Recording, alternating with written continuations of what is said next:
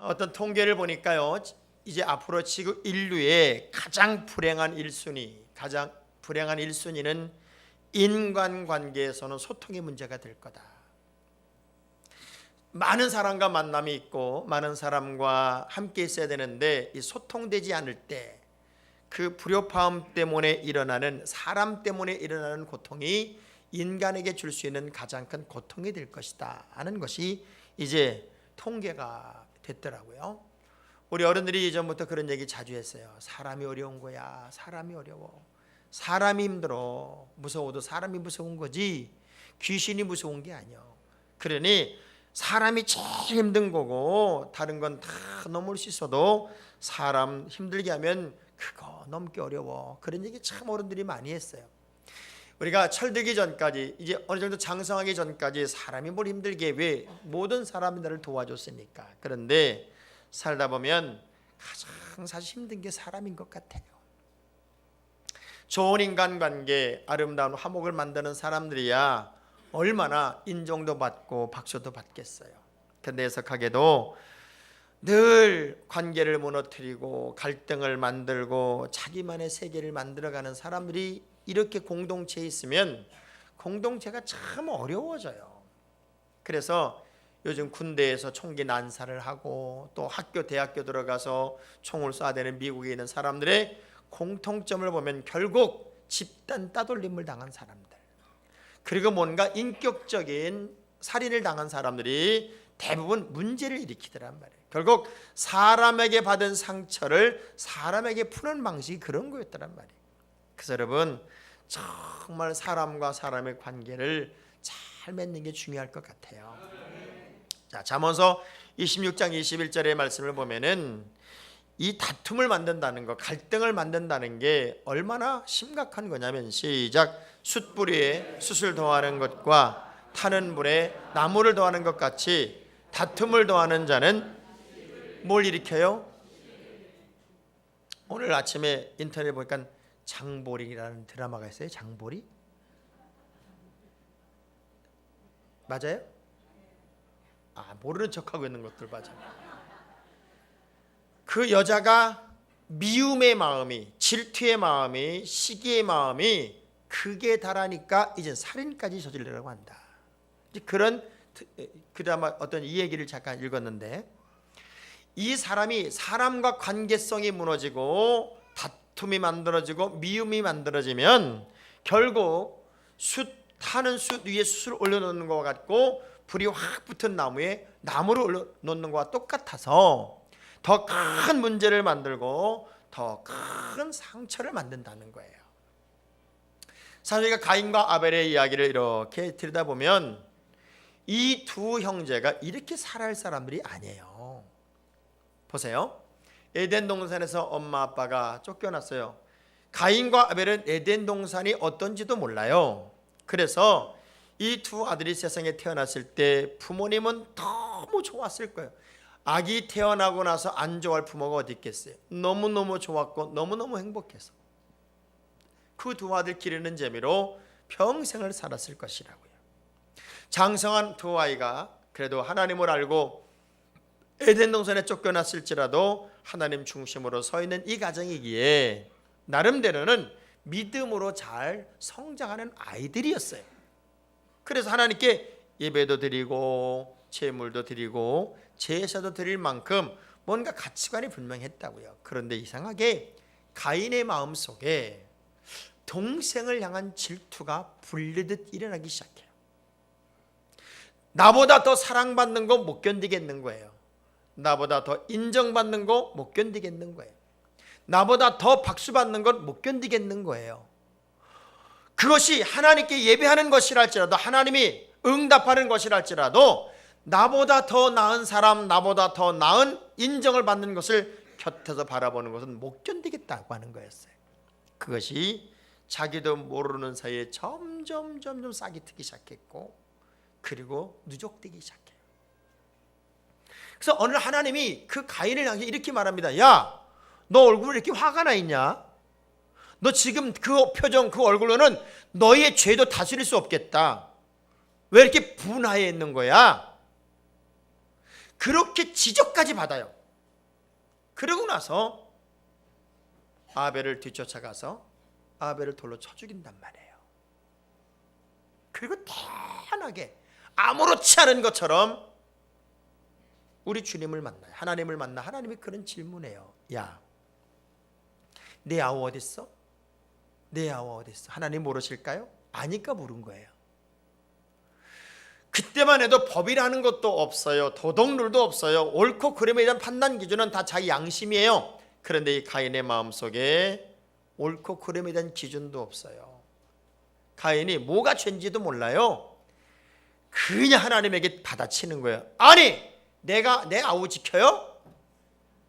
내가 내 아우가 어떻게 알아요? 하고 고개를 빳빳이 들고 덤벼요.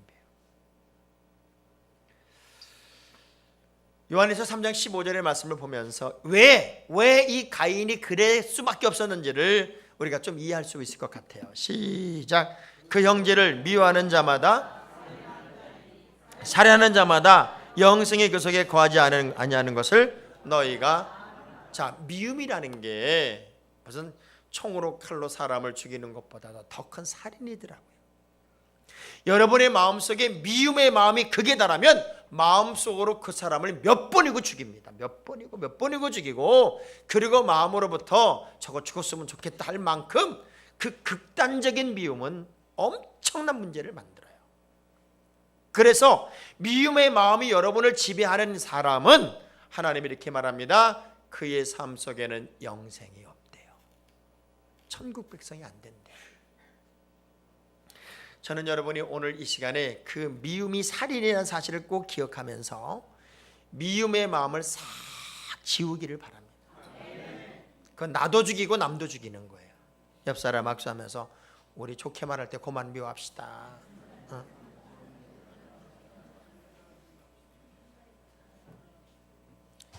참 사람이 어렵다 하는 것은 제가 목회하면서도 느끼는 거고, 여러분 어떤 기업을 하거나 또 사람과의 관계성에 있을 때 느끼는 느낌일 거예요. 당나라 시인 백낙천이라는 사람이 타행로라고 하는 시에서 이런 얘기를 하더라고요. 부재수 행노난 부재수 부재산 지제인정 반복간, 이런 말을 했는데 이 말의 뜻이 뭔가 봤더니 우리 인생의 어려움이란 산과 물이 아니라 매일 반복되는 인간관계의 어려움 때문이다, 그런 얘기예요. 그렇게 사랑했던 부부간의 갈등이 생기면 못 견딜 것 같아요. 그렇게 좋았던 성도와 목사와의 갈등이 생기면 못 견딜 것 같아요. 그렇게 좋았던 자녀와 부모가 갈등이 생기면 못 견뎌요.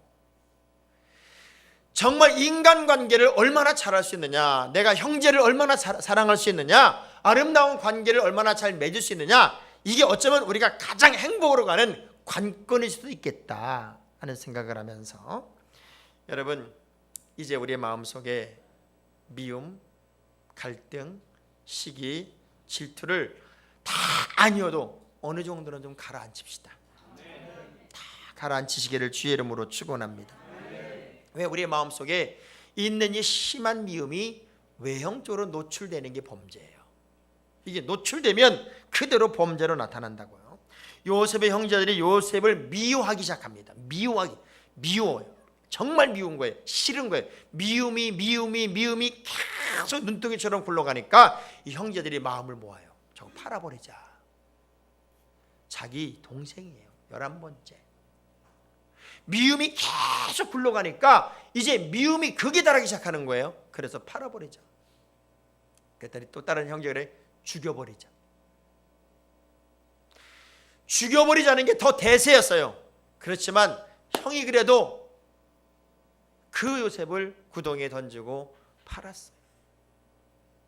그만큼 미움은 형제라도 살인에 이르게 할 만큼 심각한 문제를 만들어요. 결국 아벨을 죽인 가인에게 가서 하나님이 질문했어요. 야, 내 아우가 어디 있어? 어쩌면 오늘 우리 시대에, 이 시대에 여러분에게 똑같이 하나님이 질문할 거예요. 야, 네가 사랑하는 내 아내 어디 있니? 내 남편 어디 있니? 내 아이 어디 있어? 내 사랑하는 이웃이 어디 있고 내 가장 소중히 여기는 사람들이 지금 내 앞에 없네, 내 곁에 없네, 어디 있지? 라고 물을 때 우리가 뭐라고 대답할까? 세속화된 교회는 사실은 교회일 수 없어요. 제가 요즘에 늘 그런 생각을 해요. 우리 교회는 정말 세속화되지 않게 하자. 세상적인 크리스찬을 만들지 말고 정말 세계적인 크리스찬을 만들자. 조금 더딘 것 같아도 정말 인간적인 친교 그룹 만들지 말고 하나님 앞에 바로선 영적인 그룹을 만들어내자. 이게 요즘 제가 숙제인 것 같아요. 왜냐하면 저와 친했던 사람들일수록 사실은 시간이 지나면 거리가 더 멀어져요. 가까웠던 사람들일수록 사실은 뒤에서 가보면 욕을 하더라고요. 이게 인간관계예요. 인간관계는 가까울수록 단점이 보이고 단점이 보이면 거리가 멀어지게 돼 있어요. 그러나 영적인 아름다운 관계를 맺으면 이 모든 것들은 시간이 갈수록 더 아름다운 내일을 만들어갈 수 있어요. 우리가 고립된 공간 안에 세상을 교회 안에 그대로 옮겨놓으면 바깥 세상은 우리 교회를 통해 변화될 수가 없어요. 왜? 교회 안에서 세속화되어 있기 때문에. BC 480년 스파르타 300용사가 전원 전사를 합니다. 이제 그리스는 이 로마에 또 터키에 아시아의 풍전등화 같은, 다시 말하면 유럽 땅이 아시아에서 이제 거의 풍전등화 같은 위기를 만나게 돼요. 그때 아테네를 중심으로 한 그리스의 도시 국가들이 마음을 합치기 시작합니다. 자, 우리가 이제는 따로따로 싸울 수 없다. 저 스파르타처럼 강한 군대가 아니어도 우리가 마음을 모아서 이제 전쟁을 하자. 그래서 가장 많은 배도 내놓고 그린도 내어놓으면 도시국가들이 하나하나 합치기 시작합니다. 그런데 이 도시국가들을 누가 작전을 총지휘할 것이며 이 군대를 이끌어갈 것이냐 하는 논란에 빠질 수밖에 없었어요. 그때 모든 그리스의 도시국가들이 이런 결론을 내립니다. 국가가, 나라가 위험하면 우리끼리 같은 편끼리는 싸우지 말자. 같은 편끼리 싸우는 것을 멈추자. 만약 같은 편끼리 싸우면 모든 국가가 멸망한다. 그래서 가장 전쟁을 잘할 수 있는 데가 어디냐 봤더니 스파르타다. 스파르타에 모든 작전권을 주자. 그래서 스파르타가 모든 작전권을 가지고 싸움이 시작돼요. 그래서 말도 안 되는 살라미스 해전에서 어마어마한 대승을 거두게 되고, 그리고 플라타이아 육상 전투에서 이 연합대군이 엄청난 대승을 거두게 됩니다. 같은 편끼리만 안 싸우면 엄청난 시너지를 만들어요. 저는 요즘 우리나라를 보면서 너무 불안한 거예요. 이렇게 좋은 나라, 이렇게 잘 사는 나라, 이렇게 풍요로운 나라, 다른 전 세계 다 비교해봤을 때, 아니 바로 지척이네. 북한과만 비교해봐도 얼마나 복된 나라, 얼마나 풍요로운 나라예요. 근데 어떻게 같은 당끼리 싸우고 야당과 여당이 싸우고 노인네들과 젊은이들이 싸우고 서로 간의 갈등 구조가 어느 구석 하나 싸우지 않는 부분이 없어요. 기가 막혀. 어떤 분이 이렇게 평가했더라고요. 지금 대한민국은 월남이 망할 때와 똑같은 증상을 보이고 있대요. 월남이 망할 때 같은 편끼리 이렇게 싸우고 있는 게, 이렇게 같은 편끼리 싸움이 끝이 안 나. 끝이 안 나. 우리 옆 사람 악성, 우리끼리는 그만 싸웁시다. 우리끼리 어떻게 같은 편끼리 싸우냐고.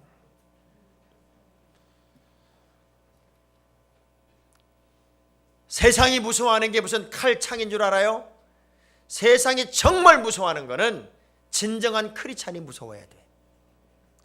저 사람은 속이면 안 돼. 저 사람은 속일 수 없어. 저 사람은 정직한 사람이야. 저 사람은 진짜야. 정말 진짜 그리스도인이 많아야 세상이 그리스도인들을 무서워하는데, 예수 믿는 사람들 하나도 안 무서워합니다. 이슬람은 왜 무서워하나 봤더니 죽일까 봐 무서워해. 내 아우가 어디 있느냐, 내 형제가 어디 있느냐, where is your brother? 너희들의 형제가 어디 있어? 이 질문 속에 감춰진 의미가 있어요. 왜 그랬니? 너 왜 그랬어? 그거예요. 오늘 우리 주님이 여러분을 향하여 너 왜 그러게 사니? 너 왜 그렇게 사니? 너 왜 그래? 이렇게 묻고 있다는 사실을 기억하셔야 돼요. 너 왜 미워하는 거야? 너 왜 그렇게 했어? 너 왜 그렇게 사람이 싫은 거야? 너 왜 그렇게 고립되는 거야? 너 왜 그렇게 못된 짓을 하는 거야? 어쩌면 우리 주님이 나에게 던질 때 여러분은 이럴 줄 몰라요. 내가 뭘 잘못했다고요? 내가 뭘 잘못했는데요?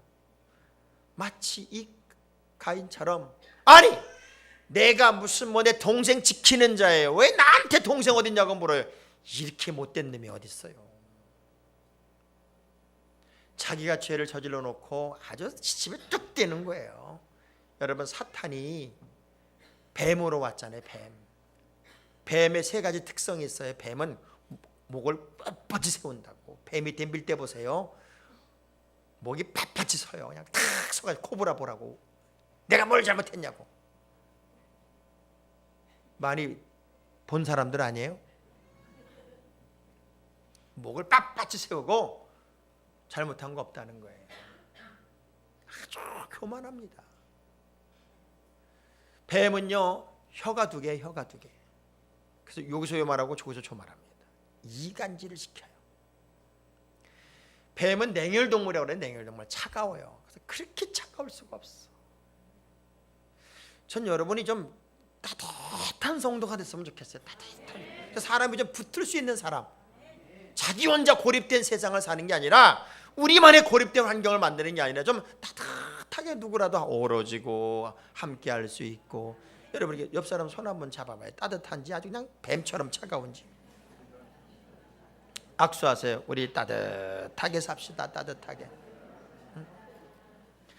가인의 잘못이 뭐예요? 사람 죽인 거예요. 그것도 동생 죽인 거예요. 얼마나 잘못된 짓이에요. 그런데도 전혀 자긴 잘못이 없는 거예요. 여러분이 말 한마디 사람의 상처 줄 수 있어요. 여러분, 시선 하나 싸늘하게 갈 수 있어요. 여러분, 표정 하나 냉정할 수 있어요. 그 많은 것들이 다른 사람에게는 엄청난 상처예요. 근데 내가 뭘 잘못했냐는 거예요. 어찌 보면 오늘 우리 시대는 다 잘난 사람, 옳은 사람만 있고 틀린 사람은 하나도 없어요. 지적과 비판은 난무하지만 나의 허물과 죄에 대해서 미안하다는 말하는 사람들이 점점 없어지는 시대예요. 정말 불행한 시대를 살고 있는 것 같아요. 하나님의 사람들은 이 마음속에서 나오는 나쁜 것들을 절제하고 통제할 수 있는 능력이 있어야 돼요. 마가복음 7장 21절의 말씀 보니까 우리의 마음속에는 늘 이런 것들이 있어요. 시작. 속에서 곧 사람의 마음에서 나오는 것과 악한 생각과 음란과 도둑질과 살인과, 이 속에서 자꾸 나쁜 것들이 나와요. 뚝뚝뚝 튀어나와요. 우리가 세상이라는 바닷속에 살 수밖에 없어요. 제가 그런 얘기 했어요. 사람은 세상을 떠나서 살 수가 없다. 우리가 세상이 싫다고, 세상의 모든 것이 싫다고 어떻게 산속에 들어가 살 수 있겠냐? 우리는 세상에 들어가 사는 거다. 그런데 세상에 속하지 말자. 세상, 바다라는 세상에 떠 있는 배예요. 배는 떠 있어야 돼요. 여러분은 빛이고 소금으로 떠 있어야 돼요. 그 배가 물이 들어오면 구멍을 막아야 되고 물을 퍼내야 돼요. 그런데 그 배가 지금 침몰하기 직전이다, 그 얘기예요. 지금 다시 우리가 제자리 찾읍시다. 형제를 돌보고 이웃을 사랑하고, 정말 내가 그러면 안 되지, 미워하면 안 되지, 내가 뭘 하고 있는지를 제자로 찾아서 여러분이 가장 기뻐하는 삶으로 돌아와야 돼요.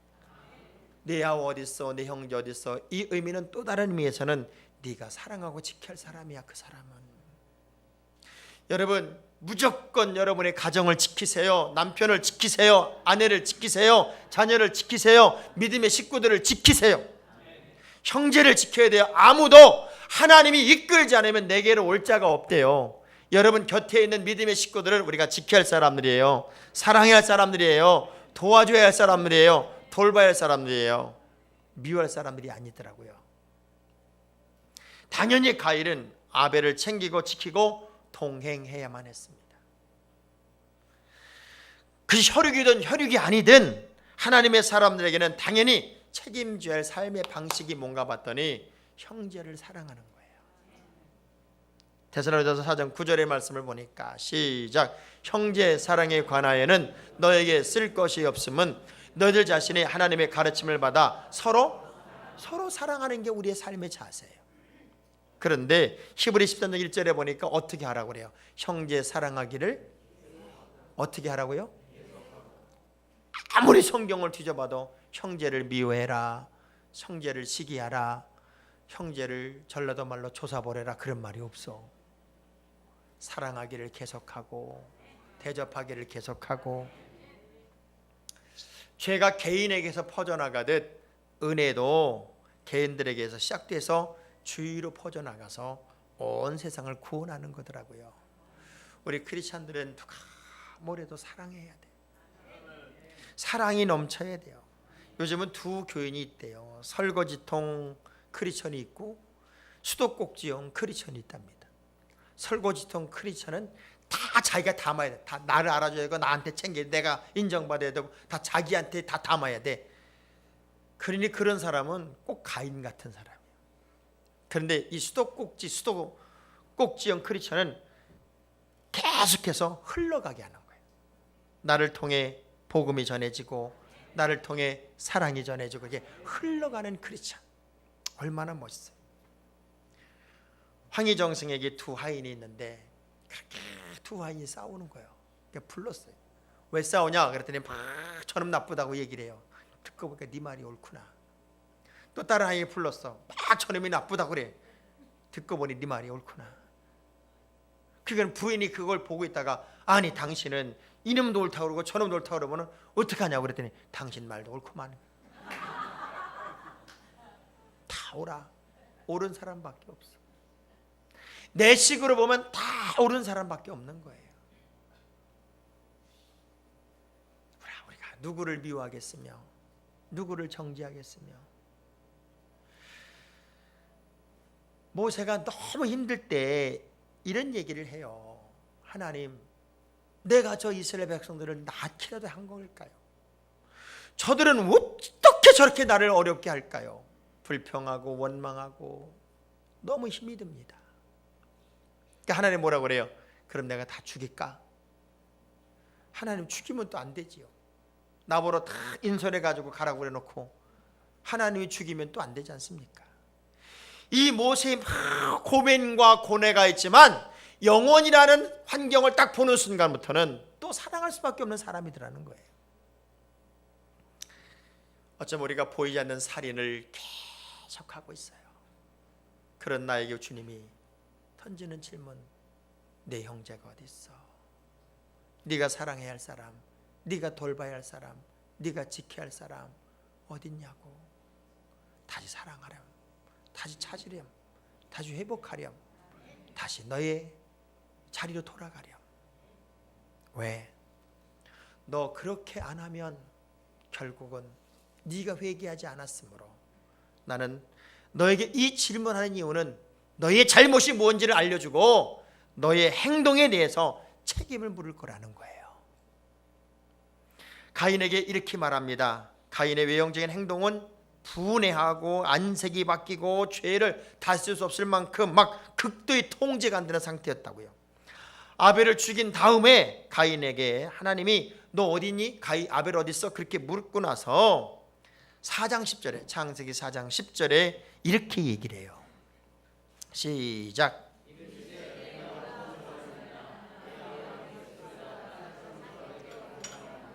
야 이놈아, 네 아우의 핏소리가 땅에서 나에게 호소해. 억울해서. 억울하게 죽은 아벨의 소리를 나는 듣고 있다고. 하나님, 잘못했어요. 내가 욱하는 감정에 이렇게 못된 짓을 했어요. 한 번만 무릎을 꿇었어도 우리 하나님은 얼마나 또 그를 일으켜 줬을까. 오늘 우리 시대는 폴리캅 같은 영적 강골들이 좀 필요한데 진짜 믿음의 사람들 찾기가 어려운 세대를 산다는 거예요. 자동차 딜러를 하던 사람이 예수를 영접한 이후에 그렇게 차를 잘 파는 거예요. 그래서 사람들이 물어보는 거예요. 어떻게 이렇게 차를 잘 파세요? 그것도 예수 믿기 전과 믿기 후가 어떻게 이렇게 급격하게 다를 수 있냐? 근데 이 사람 하는 얘기 좀 보세요. 참 기가 막힌 거예요. 저는 예수를 영접한 후에는 차를 팔지 않습니다. 저는 예수를 영접한 후에는 차를 팔지 않고 사람들이 제일로 좋아하는 차를 사도록 도와주고 있습니다. 이런 얘기를 했어요. 여러분, 이 의미를 가만히 생각해 보세요. 옛날에는 어떻게 하면 차 한 대를 더 팔까? 내가 팔고 싶은 차를 더 팔고 싶어서 그냥 안달이 난 거예요. 막 사람 만나고. 그런데 이제 내 고객들에게 당신에게는 이런 차가 참 좋겠어요. 비싼 건 안 돼요. 이건 이래 실용적이에요. 그래서 좋은 차를 이 사람이 살 수 있도록 제가 헬퍼가 돼준 거예요. 대화가 통하고 자기를 진심으로 사랑하고 한 번 차 팔고 안 볼 사람이 아니라 이 사람을 도와서 최고로 좋은 차를 살 수 있도록 돕는 역할을 하고 나니까 인간관계가 통한 거예요. 그러니 모든 차는 다 이 사람한테 사게. 옆 사람 쳐다보면서 지금 당신 들으라고 하는 얘기와 얼마나 해봐요. 자기 이익만 챙기지 말고 남을 좀 돕자, 그 얘기예요. 나만 알아달라고 그러지 말고 남을 좀 이해시키자, 이해하자는 거예요. 우리가 언제부턴가 다 영적인 자폐아로 살아. 자폐아. 나밖엔 보이는 게 없는 거예요. 그래서 나 이외에는 어떤 것도 간섭받기 싫고 나 위에는 누구도 보이지 않는 삶을 살기에 자꾸 고립이 되고 있어요. 근데 여러분, 어쩔 수 없어요. 우리 믿음의 사람들은 관계성 속에서 하늘의 문이 열리고 관계성 속에서 하늘의 문이 닫혀요. 마태복음 18장 18절의 말씀을 보면 시작. 하늘에서도 매일 것이요. 제가 많은 목사님들을 알아요. 수많은 목사님들과 함께 또 저를 아는 목사님들이 얼마나 많은지 몰라요. 근데 어떤 일을 이렇게 해보면, 제가 어제 박정래 원사님 딸 결혼식에 일찍 가서 바깥에 이렇게 왔다 갔다 하면서 보니까 우리 교인들이 얼마나 많이 오는지 몰라요. 그래서 어떻게 이렇게 많이 와? 그러면서 우리 박 권사님, 고무경 집사님이 참 잘 살았나 보다, 잘 살았나 보다, 그걸 느꼈어요. 근데 너무 놀라운 건 결혼식장에는 몇 안 들어왔더라고. 밥 먹으러 다 가 있고. 제가 우리 어제 성찬이 독주회를 보면서 제가 얼마나 많은 목사님들이 있어요. 내가 알고 있는 사람, 나랑 친하다는 사람, 또 저에게 은혜를 받은 사람, 뭐 다양해요. 저에게 은혜를 받은 사람들도 있어요, 사실은. 근데 결국 토요일 날 그 어려운 시간에 부부가 동반해서 우리 아들 응원하러 온 목사님들 부부는 결국은 친구들이더라고. 결국은 친구. 그 친구들을 보면서 이 사람들이 결국은 친구구나 하는 걸 끝까지 느낄 수밖에 없었던 것 같아요. 여러분이 어떤 일을 겪어보세요. 정말 누가 나를 사랑하는 사람인지, 정말 누가 나를 정말 좋아하는 사람인지, 아니면 지금 자기 앞가림만 하고 있는 사람인지, 아니면 좋아하는 척하는 사람인지를 다 알게 돼요. 그런데 결국 보면 우리는 관계성 속에서 하늘도 열고 관계성 속에서 하늘도 막는 거더라고요. 좋은 관계를 맺는 것. 그래서 내 형제를 돌보고 형제를 사랑하고 형제를 세우고 형제와 함께하는 것이 여러분 인생의 최고의 복으로 가는 길이란 말이죠. 그래서 사무엘상 2장 3절의 말씀을 보니까요, 시엠이 교만한 말을 다시 하지 말 것이고 오만한 말을 너의 입에서 내지 말지어다. 여호와는 지식의 하나님이시라. 뭘 달아본다고요? 행동을 달아. 여러분의 행동을 달아보더라. 저는 여러분에게 부탁합니다. 오늘 하나님이 여러분에게 지금 와서 물으실 거예요. 야, 네 곁에 있을 사람 어디 있니? 너랑 같이 동행할 사람 어디 있어? 네가 정말 사랑할 사람 어디 있어? 네가 정말 돌볼 사람 어디 있어? 깜짝 놀라야 됩니다. 내가 외형적으로 심하게 하지 않았어도 지금 나와 모든 관계성이 무너져가고 있는 내 형제, 친구, 이웃, 자녀, 아내, 남편 다시 사랑의 자리로 회복해야 되고 그 자리로 돌아오게 해야 할 줄로 믿습니다. 내 형제가 어디 있느냐? 다시 전도 시작해야 돼요. 영혼 구원 시작해야 돼요. 우리 형제들을 주님 품으로 인도해야 돼요. 우리가 살인하는 자가 되지 말고 영혼을 구원하는 자가 되어야 할 책임이 나와 여러분에게 있다는 사실을 꼭 기억하면서 우리의 마음에 잊혀지고 잃어버린 영혼을 다시 찾아내서 사랑으로 구원하는 거룩한 사람들이 여러분 모두가 되기를 주의 이름으로 축원합니다.